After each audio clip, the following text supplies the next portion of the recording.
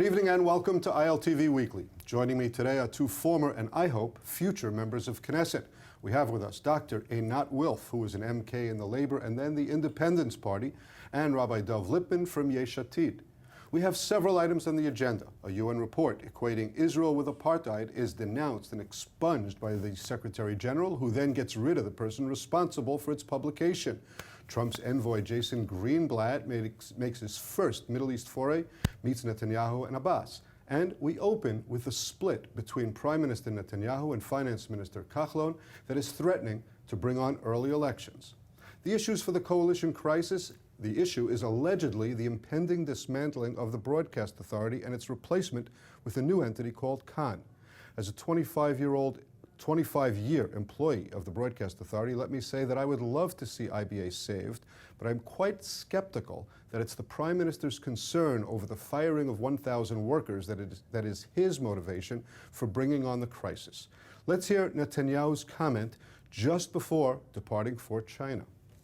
ממשלה מתקיימת על סמך הסכמים קואליציוניים. בהסכם הקואליציוני נקבע במפורש שכל המפלגות מחויבות להחלטות של הליכוד שלנו בנושא התקשורת, לרבות סגירת התאגיד. Dov, let me start with you. As a member of Yesh Atid, you would know this. Herzog, the leader of the opposition today, says he wants to put together an alternative coalition. Are the numbers there? Would Yesh Atid join in such a thing? Yeah, I don't know that the numbers are there, and nor do I know that Yesh Atid would join that. If the government does fall apart, the right thing would be to go to elections and let a democratically new elected government come into play. But I think that we're jumping to assume that that's going to happen. There are already a lot of efforts being made to try to salvage this government. The real question is, what in the world is going on here? No one goes to elections over a broadcast authority or the like. There definitely is an obsession of... Although last time it was over the issue of a newspaper law. Okay, so that's why it's not about the broadcast authority, but it has to do with the Prime Minister himself and his standing as Prime Minister. Is wanting to control the media? Correct. There's an obsession that's there. Even when we were in government, we worked on the law for the dismantling of the Broadcast Authority, it was clear to everyone that the Prime Minister was going to try to stop that process from moving forward. He wants to have that complete control. He was not happy with this new Broadcast Authority. And just like we went to elections last time over that issue, that could be a motivation. Could a motivation have been something related to the scandals and the investigations and potential indictments? That's also possible. Indictments of the Prime Minister. That's correct. But I'll say one thing, even as a member of Yesh Atid, we don't think it would be good for Israel to go to elections over the dismantling of Broadcast Authority. You don't go to elections over that kind. It's not good for the country. As much as I even personally could seek to gain from that, that's not a good thing for the country overall. Hopefully they're trying to work things out. And I do think elections could be imminent anyway, but it wouldn't be over this issue. I just mentioned to our audience, you would gain because presumably, at least according to the polls, Yesh Atid would get enough seats so that next time you will be in the Knesset. Correct, but it's not a good thing for the country at this point over this particular type of issue. And now, you were a member of the Labor Party.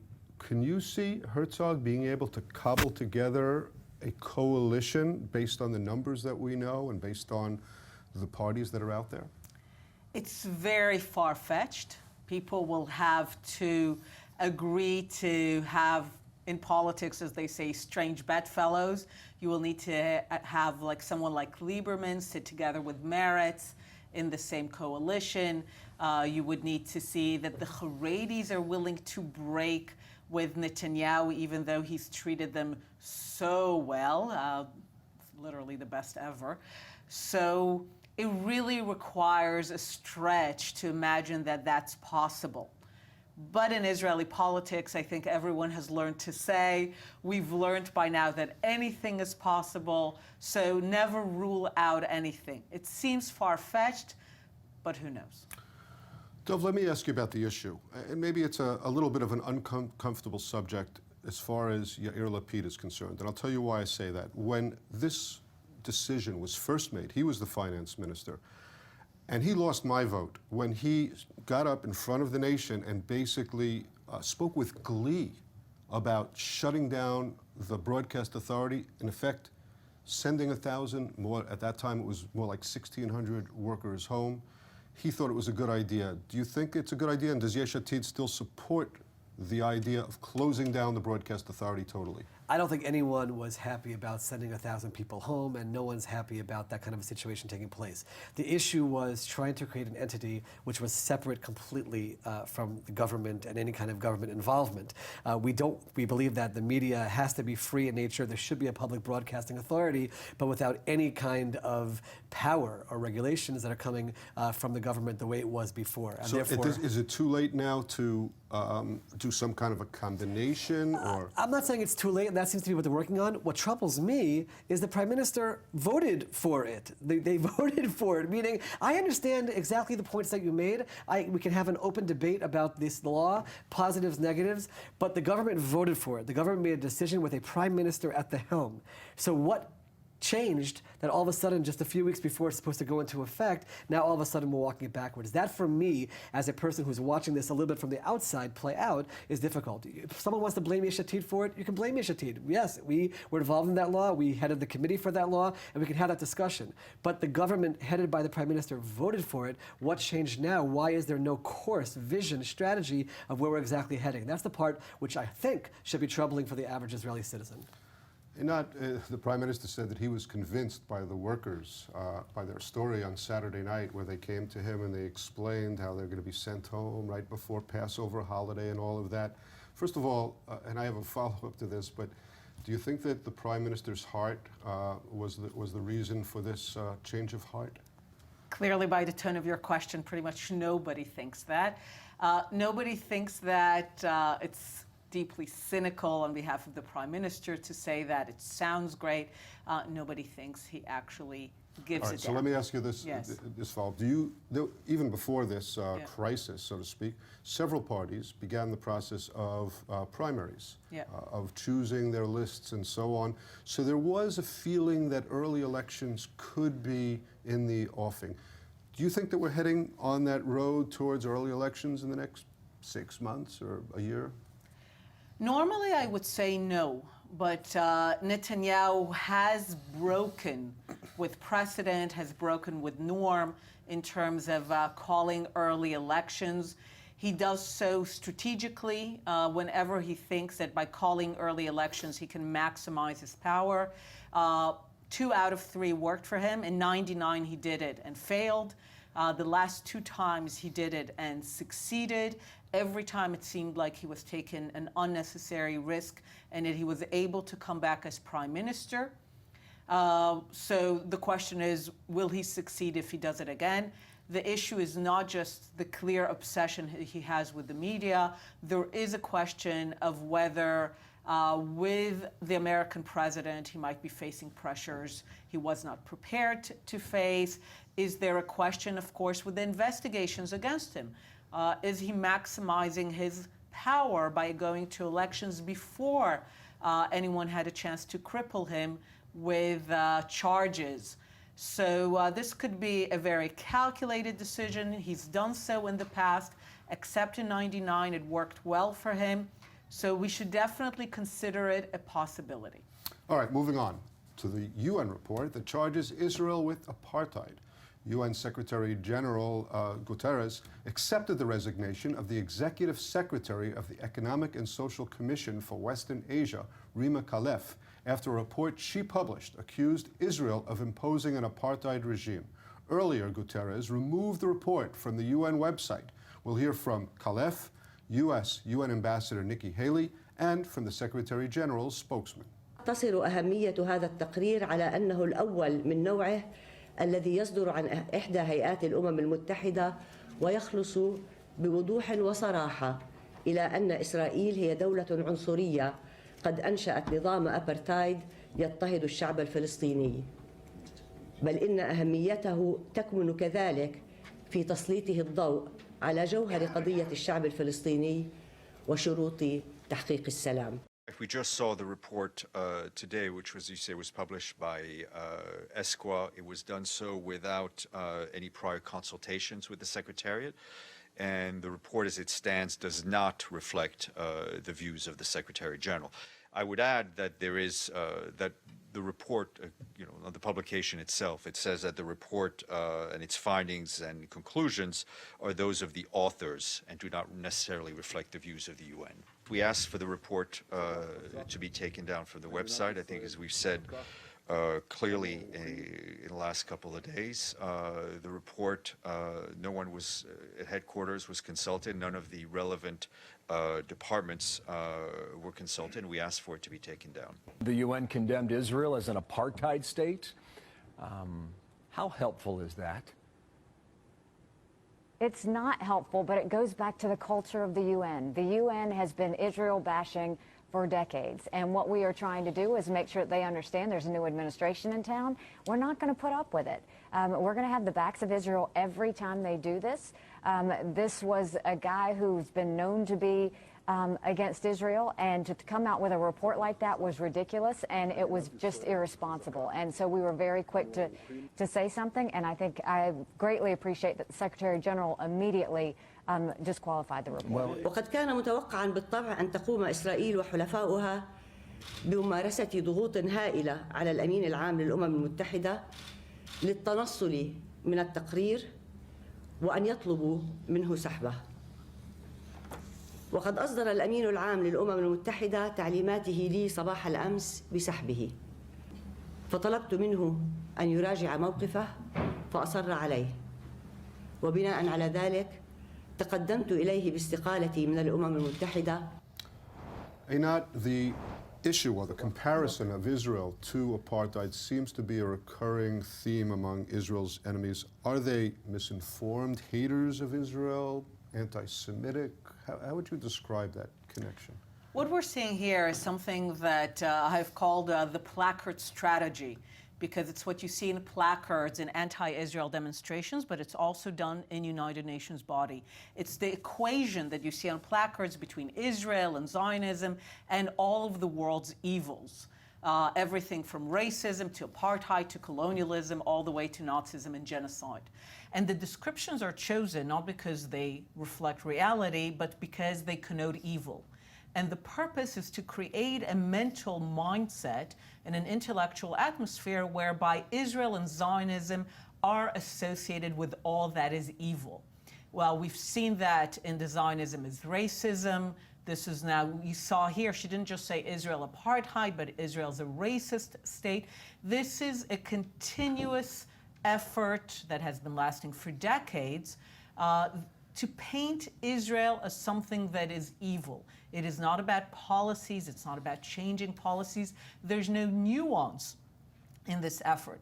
And the people who engage in it are people who use the language of human rights, use the bodies of the United Nations in order to insert this idea of Israel and Zionism as evil. And this is an ongoing campaign, and a lot of people are fooled by it. Even you saw here the reporter, he said something, a UN report said that. It's not really a UN report. It is a body that is not really associated. So a lot of the strategy is also about using the UN name in a way that creates the impression that supposedly a neutral body said this. Now, there's nothing neutral about this. This is an entirely Arab body that uses the UN name. The person who wrote the report, Richard Falk, is known as everything from a 9/11 truther to a bona fide anti-Semite, and yet this kind of gives it credibility. This is supposedly serious. And what I'm really happy to see here is that it really takes 1-2 upstanding people to call this bull for suddenly things to change. Suddenly saying, hey, enough of that. We're not going to let the United Nations be hijacked for purposes that do not advance world peace, do not advance human rights, and suddenly it's amazing. People back down. Dov, are we making it too easy for the Israel haters? Israel passed in the Knesset this session several laws that the critics here in Israel call draconian and say that they will make it easier, basically, for people to call us apartheid or racist. There's no doubt that both the current government and Israel policy in general has failed very much in the PR effort to show the truth.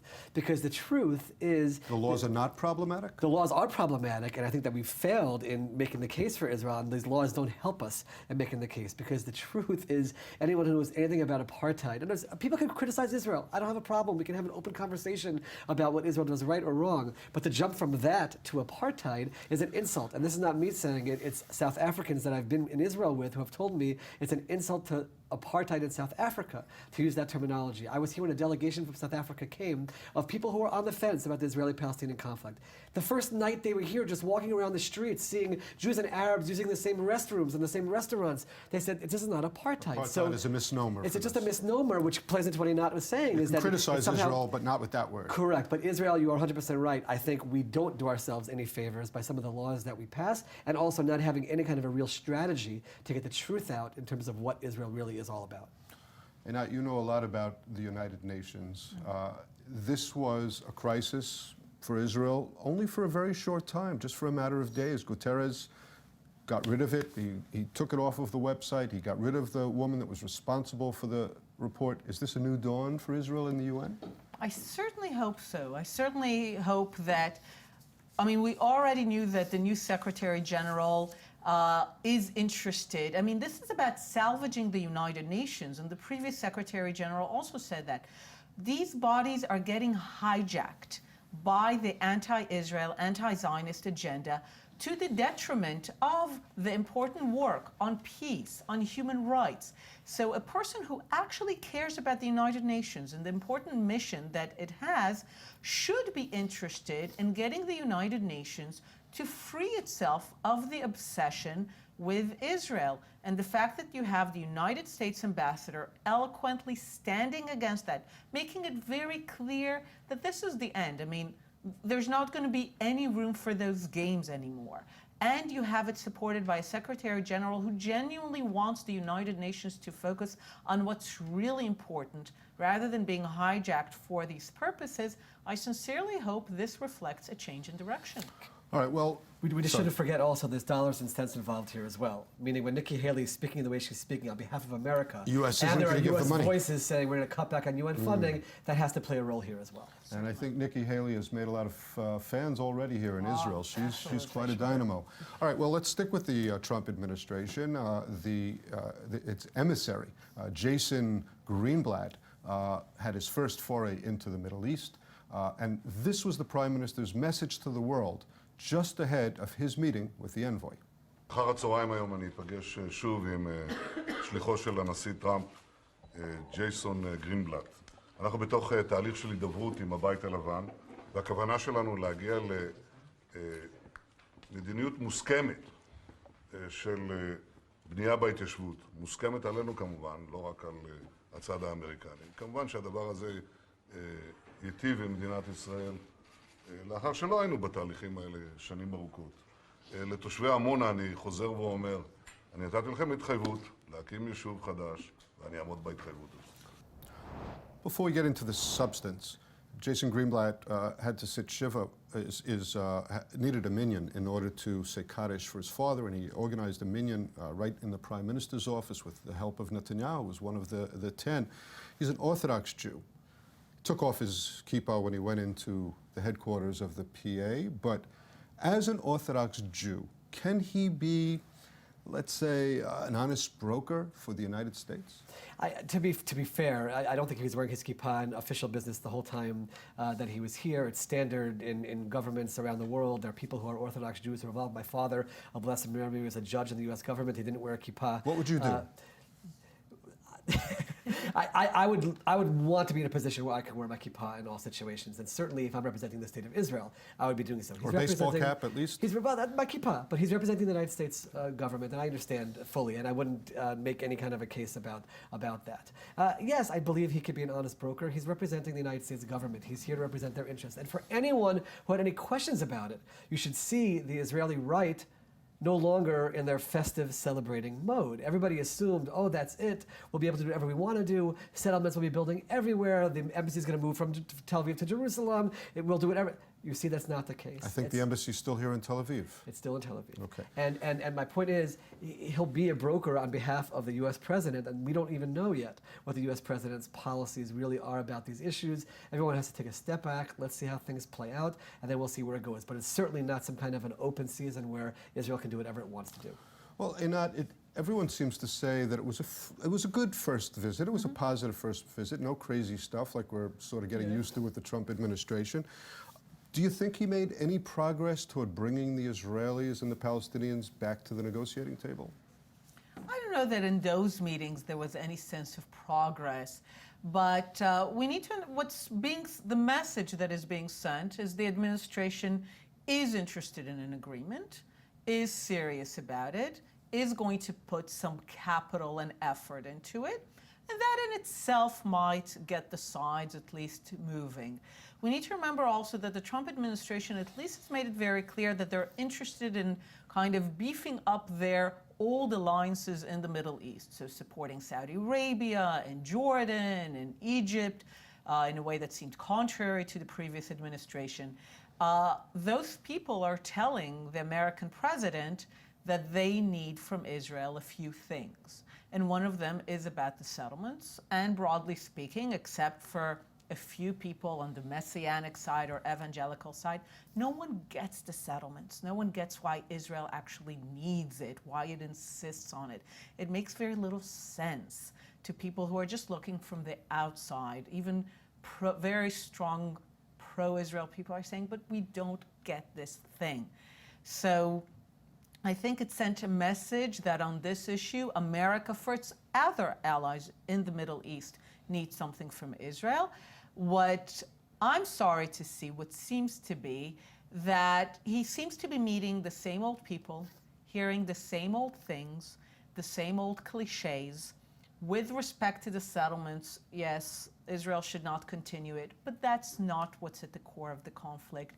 We didn't hear any declarations, anything that's clear that shows understanding of where the problems lie. The fact that the Palestinians still insist on the right of return, on the maximalist claim to the entire land. So I would start being optimistic if I heard declarations that indicated that there is an actual understanding of what drives the conflict rather than the same old cliches. Dov, there was at one point during the Bush administration, there was a letter that had been written where it was kind of understood and accepted that Israel would be able to build in the settlement blocks, although Netanyahu, in between these meetings, talked about a new settlement in Amona. You think they're close to an agreement? I think Jason Greenblatt went back to Washington farther away from reaching an agreement here than he thought when he came here. I think he sat with Abbas, sat with Netanyahu, and came back to President Trump and said, oh my goodness, I don't know how in the world we're going to close Get these me out gaps. of this. That's the truth, because we know, sitting here, what those gaps are. If you're asking me personally, I do think Israel should take the very bold step of saying we will not build any new settlements outside the blocks. That will give us the freedom to build as much as we want in Gush Etzion, Ma'ale Adumim, Ariel, Jerusalem. That's what Israel should be doing. It's the best in Israel's interest. I don't know if the Prime Minister can do it with his coalition, but that's what would be the best thing for Israel to do. But I don't think the meetings here did anything other than, it might have been information gathering, but that information was to lead to greater pessimism than optimism. That's from my position. Well, Einat, we're just about out of time, but can you give a guess as to what the next step is? Where are we heading? Are we heading anywhere? Was this meeting just a formality in order to show that they're doing something, or are we heading somewhere? I think the greater the pressure we're going to see from the other Arab allies, Saudi Arabia, Jordan, Egypt, the Gulf states, the more you're going to see pressure on Israel. It's not American pressure, it's an American interest with other Arab countries, and that we're going to see the pressure. And here I completely agree with Dov. Israel has to finally declare what its eastern border is. There is an opportunity to reach an agreement with this administration to finally say, until here we build, but no further. All right, well, I'm sorry to say that's all the time we have for today. It really went quickly from my point of view. Thanks to our guests, Rabbi Dov Lipman and Dr. Einat Wilf. I hope in the future when you guys come on, I'll be able to say Knesset members, and you both will promise to come back when that happens. I'm Steve Leibowitz, and until next week, this has been ILTV Weekly.